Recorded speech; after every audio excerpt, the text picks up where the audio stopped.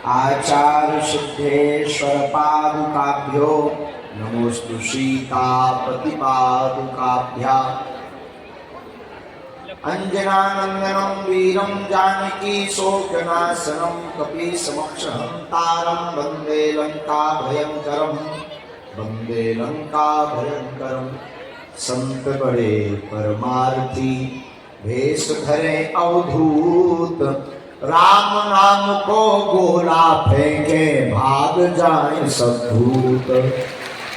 सियावर रामचंद्र की बागेश्वर धाम की परम पूज्य अनंत श्री विभूषित श्री बद्रीनाथ वाले महाराज जी की परम पूज्य श्री जगतगुरु भगवान की सब संतन की परम पूज्य अनंत श्री विभूषित हनुमानगढ़ी वाले श्री राजूदास जी महाराज जी की परम पूज्य अनंत श्री विभूषित पठानकोट वाले महाराज जी की परम पूज्य अनंत श्री विभूषित चित्रगुप्त वाले पीठाधीश्वर महामंडलेश्वर जी की परम पूज्य अनंत श्री विभूषित छोटी छावनी वाले पूज्य महाराज जी की श्री व्यास जी महाराज की वात्सल्य मूर्ति हमारी बुआ जी और जिन्होंने हजारों ऐसी बेटियों को अपना रखा है जिन बेटियों का कोई नहीं है। हमने चित्रांकन के माध्यम से लोगों के मुखारविंद से श्री धाम वृंदावन के ब्रजवासियों के मुख से सुना। उन छोटी छोटी बेटियों को गोद में ले रखा अपनी छत्र छाया में पूज्या हमारी बुआ जी ने ले रखा है जिनका इन दुनिया में कोई है ही नहीं। उनके जीवन का सहारा और अद्भुत ये है कि उन बेटियों की माँ भी आप हैं और पिता भी आप हैं।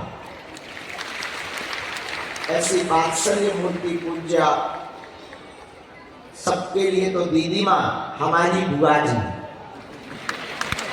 आज कृपा पुनः हुई है। पिछली बार भी आपका आशीर्वचन और आपके दर्शन बागेश्वर धाम के समस्त परिवारजनों को मिले थे लगभग 2.5 वर्ष पूर्व।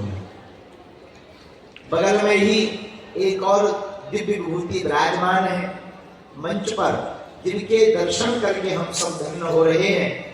ऐसे श्री राम जन्मभूमि न्यास में 22 जनवरी को जब प्रभु श्री राम की प्राण प्रतिष्ठा हुई और आपने वक्तव्य दिए और आपके वक्तव्य के साथ साथ हमारे भारत देश के माननीय प्रधानमंत्री जी के व्रत को आपने पूर्ण करवाया।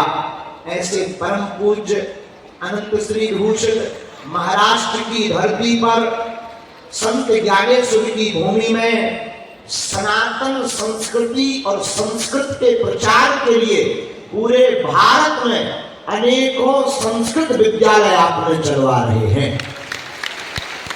ऐसे परम पूज्य श्री नाम लेने में दास की निश्चित रूप से निष्ठता होगी।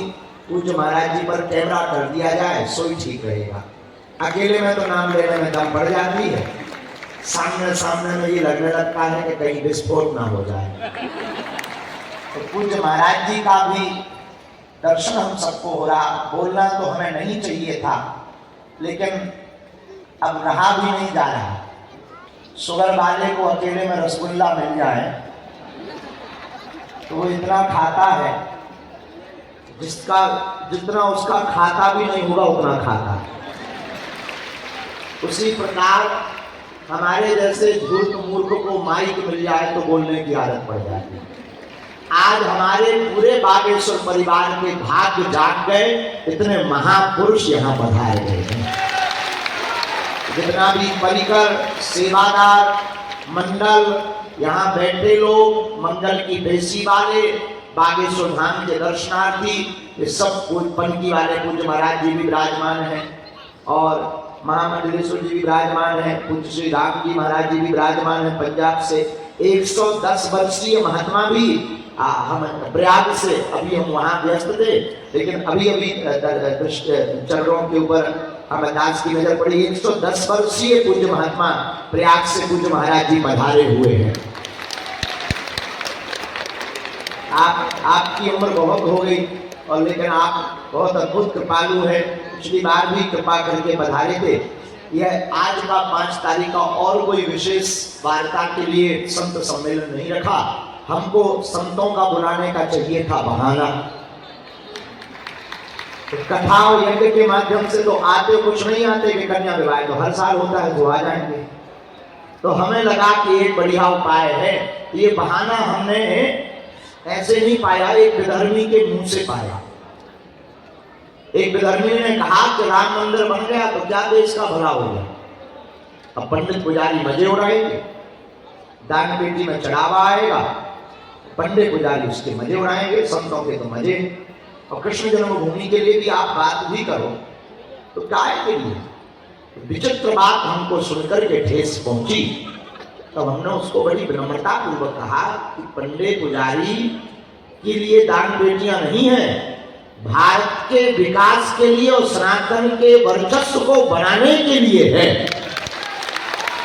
और राम मंदिर में न्यास है, वहां पंडित पुजारी तो केवल ठाकुर जी की सेवा कर रहे हैं, रघुनाथ जी की, उसका एक विधिवत न्यास है, ट्रस्ट है। उस न्यास के अंतर्गत वहां पर बैरिकेडिंग, साफ सफाई, सफाई कर्मचारी, वहां की व्यवस्था, जितने भी भारत के मंदिर हैं, हम सब सनातनी हिंदू 2 पैसा 5 रुपया तुलसी पत्र अर्पित करते हैं, उससे केवल पंडित पुजारियों का भला नहीं हो रहा है। बागेश्वर धाम पावन तीर्थ की इस क्रांति से ये पूरी दुनिया को बताना चाह रहे हैं कि केवल मंदिर ही एक ऐसे हैं जिससे हिंदुओं में एकता हो सकती है। इसी संकल्प को लेते हुए हमने फिर 5 तारीख के लिए यह विचार किया कि जब सभी संत आएंगे तो हम ये बात उनके चरणों में रखेंगे। संत बड़े दयालु होते हैं, बड़े कृपालु होते हैं, और हमारे तो प्राण भी संत हैं, और हमारा तो जीवन में श्वास और हमारे जीवन में जो कुछ भी है इन संतों के चरणों के ही प्रताप के कारण है। बहुत लोग अकेले में हमें मिलते वो कहते आपके चमत्कार का राज क्या है। वो हमसे पूछते हैं आपके सिद्धि का चमत्कार का राज क्या है। हम सच बता दें, हमारे चमत्कार का इतना सा राज है, जो ये पधारते हैं और हम जब दंडवत प्रणाम करते हैं तो जब ये मुस्कुराकर आशीर्वाद दे देते हैं, यही हमारे चमत्कार का राज है, और दूसरा कोई राज नहीं है। तो बिना विलंब किए, क्योंकि हम भी भूखे हैं, हमारी बुआ जी भी भूखी हैं, प्रसाद पावेंगी क्योंकि बहुत लंबी यात्रा करके यहाँ हमारे छतरपुर जिले का दूसरा सौभाग्य है। पूज्य महाराज जी, बगल में एक स्थान है सिलई धाम, बुआ जी के गुरुजी, उनका भी नाम लेने में दास की दृष्टता। पूज्य महाराज जी यहीं विराजमान रहते कई दिनों तक, और खूब गौ सेवा होती है, खूब गौ सेवा होती है। जंगल में है, बुंदेलखंड चुना, ये हमारे बुंदेलखंडियों का सौभाग्य है कि उन पूज्या दीदी माँ ने बुंदेलखंड को चुना है। एक उत्तराखंड है, वो देवभूमि है, एक बुंदेलखंड है, ये भी देवभूमि है। केवल एक बुंदेलखंड महाराज जी ऐसा है जहाँ राम जी 14 वर्ष के वनवास में 12 वर्ष यहाँ रहे, चित्रकूट। यही वो बुंदेलखंड है जहाँ वेद व्यास जी ने जन्म लिया, कालपी विशाल महाराज जैसे वीर हुए हैं। यही वो बुंदेलखंड है जहां आला उदल की चर्चा, धर्म विरोधियों की सीने पे आज भी सांप लोग जाते हैं। यही वो बुंदेलखंड है जहां कंदरिया महादेव खजुराहो की शिल्प कला, बाहर काम तो भीतर राम, ऐसा हमारा बुंदेलखंड। तो हम उन लोगों का तो सौभाग्य तब जाग गया जब सिलई धाम में पूज्य दीदी माँ ने और पूज्य महाराज जी यहाँ विराजमान हो गए। तो हम सब बुंदेलखंड वाले बड़े सौभाग्यशाली हैं कि सिलई धाम बगल में ही है, यहाँ से मुश्किल से 50 किलोमीटर है, लगभग 50 किलोमीटर है। हम तो छतरपुर जिले के जितने भी प्रियजन यहाँ हैं प्रार्थना करेंगे कभी सिलई धाम जाओ, खूब गौ सेवा हो रही है। और आप लोगों को गौरव करना चाहिए, दीदी माँ अब अपने ही बुंदेलखंड की हैं। हाँ, वहाँ वात्सल ग्राम तो है वृंदावन परी देवी। तो हम सब, आप सब महापुरुष विराजमान हैं, कुछ कहना नहीं है, विनम्र प्रार्थना है, आप भी विराजमान हैं। पूज्य हम जब आनंदी गए थे अभी महाराष्ट्र आनंदी में, तो पूज्य महाराज जी का हमारे भारत में भी अमृत महोत्सव मनाया, भारतवासियों ने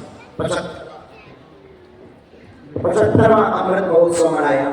जगत गुरु तुलसी पीठाधीश्वर धर्म चक्रवर्ती पद्म भूषण रामानंदाचार्य पूज्य हमारे गुरुदेव का भी अमृत महोत्सव हम लोगों ने अयोध्या में मनाया। 2 दिन अमृत महोत्सव का आशीर्वाद बधाई लूटने के बाद हम रुके नहीं, हम महाराष्ट्र गए। महाराष्ट्र में संत ज्ञानेश्वर की पावन भूमि में आलिंदी में जाकर परम पूज्य अनंत श्री भूषित पूज्य श्री गोविंद देवगिरी जी महाराज जी का अमृत महोत्सव भी हम सबने मनाया। वहां पर पूज्य मरुपीठ वाले महाराज जी की आज्ञा लगी और एक बड़ी खुशखबरी हम आज घोषणा कर रहे हैं कि पूज्य महाराज जी के मार्गदर्शन से और महाराज जी की कृपा से उनके ही खर्चे से बागेश्वर धाम पर संस्कृत गुरुकुलम बनने जा रहा है। वहां पर महाराज जी ने पक्का किया था, लेकिन तब पहले एक गुरुकुलम पूज्य महाराज जी अयोध्या में राम मंदिर के पास बनवाएंगे, उसके ठीक बाद बागेश्वर में। हमें ये भी याद है महाराज जी ने ये कहा था कि ये इसमें एक नोट लगा दिया था, वो होता ना जैसे बोले बनेगा तो पर नोट राम मंदिर अयोध्या के गुरुकुलम बनने के बाद। तो हम सब बुंदेलखंड वालों को अब यह समझना है, पूरे भारत के लोगों को आज 5 तारीख के माध्यम से हम सबको इन संतों का साथ देना है और हम संतों के साथ हम सबको मिलकर के अब ये धर्म विरोधियों को बताना है, मठ मंदिर पुजारियों की जेब भरने के लिए भर नहीं है, हमारे मठ मंदिर गरीब बेटियों का घर भी बसाते हैं। हमारे मठ मंदिर पूज्य दीदी माँ जैसी भगवती का साक्षात भगवती स्वरूपा की जैसी उनकी छत्र छाया में अनाथ बच्चों को पढ़ाते भी हैं और उनको कुर्बान बना करके भारत का भविष्य बतलाते हैं। हमारे मठ मंदिर में आने वाले दान पात्र की राशियों से केवल मंदिरों का विकास नहीं होता, आलिंदी संत ज्ञानेश्वर की भूमि, संतों की भूमि, महाराष्ट्र में रहने वाले संत प्रवर्तक पूज्य महाराज जी, पूज्य श्री आचार्य श्री भूषण गोविंद देवगिरी जी महाराज जैसे महात्मा सर्वत्र जा करके संस्कृत विद्यालय बनवा करके चलवा करके भारत की संस्कृति को भी बचाते हैं और भारत को हिंदू राष्ट्र बनवाने का संकल्प पूरा करवाते हैं। तो आज के इस 5 तारीख के संत सम्मेलन की प्रमुख भूमिका यह है कि हमारे आपके ऊपर कोई भी अगर मंदिरों पर उंगली उठाए तो अब हमें जवाब देना पड़ेगा, चुप नहीं रहना पड़ेगा, उन विरोधियों को मुंह तोड़ जवाब देना पड़ेगा। शेष बचे हुए भारत के मंदिरों से भी एक अस्पताल बनवाना चाहिए। कौन कौन इसमें समर्थन में है? तो बड़े कंजूसी के साथ क्यों हो? जय श्री राम, जय श्री राम। क्या आप चाहते हो? बोलो। तो फिर सपोर्ट कौन कौन करेगा? अगर कोई विरोध करेगा तो फटली कौन कौन मारेगा? घर के बाहर निकलने की जरूरत पड़ेगी तो कौन कौन निकलेगा? बातों में कि सच्ची 1-2 दिन के लिए कि वास्तविक करके बताओगे? करके दिखाएंगे। पक्का पक्का पक्का पक्का पक्का। पक्का। लो भैया, भारत हिंदू राष्ट्र हो ही जाएगा। बस इसी भाव को जब तक संत नहीं पहुंचते तब तक भूमिका नहीं बनती। हमारे महंत राजूदास जी महाराज बहुत अद्भुत बोले। हमको पहले यही पता था कि ये फायर बाबा है, आज हमको देखने को मिल गया कि फायर विग्रह बाबा है। ये बड़े बड़े तोप हैं, इनसे तो टकराना यूं मान के चलो धर्म विरोधियों का भस्म होना है। सभी संत महात्मा विराजमान, आचार्य पूज्य श्री संतों की कृपा, यज्ञाचार्य जी हमारे अनुज आचार्य श्री इंद्रेश उपाध्याय जी की कथा का प्रभाव, और यहाँ पर राजपीठ के भी राज्यसभा सांसद जी भी विराजमान हैं। हम बिना विलंब किए अब उद्घोषक महोदय को बिना माइक दिए पूज्या आप सबकी विधि में हम अपनी बुआ जी को कहेंगे कि आपका आशीर्वचन, आपकी पीयूषमयी वाणी, और हम लोग वहीं आप विराजमान रहे। अच्छा हाँ, तो आपका आशीर्वचन मिल जावे हम सबको, और आपकी कृपा मिल जावे, और बागेश्वर धाम के पागलों को भी आशीर्वाद मिले।